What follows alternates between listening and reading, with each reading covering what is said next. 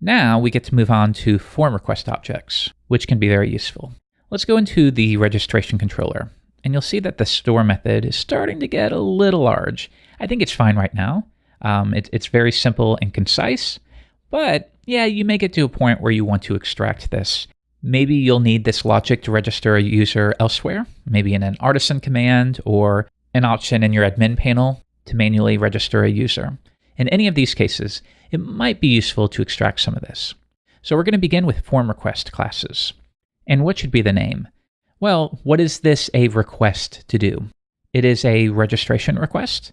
So how about that? Registration request. Okay. Now here's the cool thing about request classes. If we close the controllers directory, you'll see it right here. Now this extends the form request class. So this means your registration request is a child of the request class. And as such, you can access any of the fields from the form simply by referencing them. So if you have a name input, then you could use this name to access what the user typed in there. Okay, so here's the nice thing. You'll see that there are validation rules within this class. So think of this class as a request to submit the form. And as part of that request, we need to validate it. So that means if we were to switch back to our registration controller, we could take these validation rules and switch them over. Now, all of this can be removed, and we can type hint the validation request, like so. And let me go ahead and import that at the very top using a little macro. Now, if we switch back, you'll see another method, authorize. Determine if the user is authorized to make this request. Yes, anyone can make the request because it's a registration, so I will just return true there. Now, a tiny bit of magic takes place here, but don't let that scare you away. It ends up being very useful. So here's how it works. When we type hint this registration request, Laravel is going to detect it.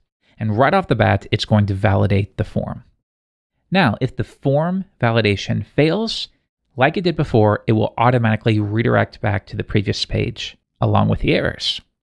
So what this means is when you type hint a form request class, you will never execute any of the logic within this method unless the validation passes. So that's what I mean when I say there's a little bit of magic there, but I think it's good magic. So let's just give this a shot and see if it's working. We will register a user. Oh, and whoops, let's do something that will fail the validation. Okay, and it redirects back, and we can see the password confirmation does not match. So everything's working the way we'd expect. Useful. So now our controller is a little bit cleaner. And you might be wondering, well, how do I know when to call the validate method in my controller and when to create a dedicated form request? And I would say the metric you should use is, as always, keep it as simple as you need to. So if you're just validating a few fields like we were doing before, let's go back, I think that looks really good in a controller. But when the form the user is submitting is quite a bit more intensive, and you have a lot of logic there, in those situations, it's really useful to extract a dedicated form request class. But we're not quite done yet, because I'll show you how we can take it a bit further. Yes, this is a request class, but you can also sort of think of it as a dedicated form object. So with that in mind, you could always do something like this, if you like. You could add a persist method, and then you could take this logic right here. This is all the logic for submitting the form, and we're going to move it within here. All right, let's import some of these things. We need our user, the mail class, as well as the welcome.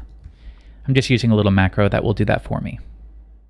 Next, if we're now sort of thinking of this as a form class, we could always say registration form if we want and rename this.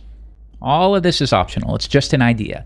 These are all different ideas for how you might go about structuring your application. So we have this new method persist where we create the user, but now rather than calling this request function, well, this object is a request. So I could say this only name, email, password. And this will be the exact same thing.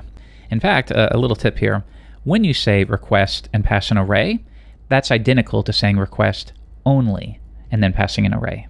Anyways, we create our user, we sign them in, and then we fire off a welcome email.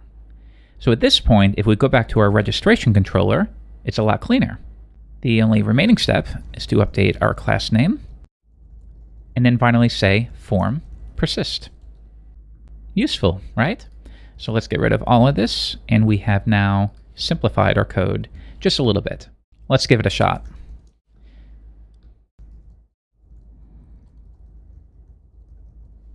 And there we go.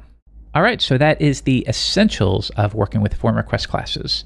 I think you'll find that most people don't do this. This is something a little bit specific to me, and even myself, I wouldn't always reach for this. It's just for the situations where it feels very linked to the form, so it makes sense to have a dedicated form class that can protect itself through validation rules, and then it can also persist itself.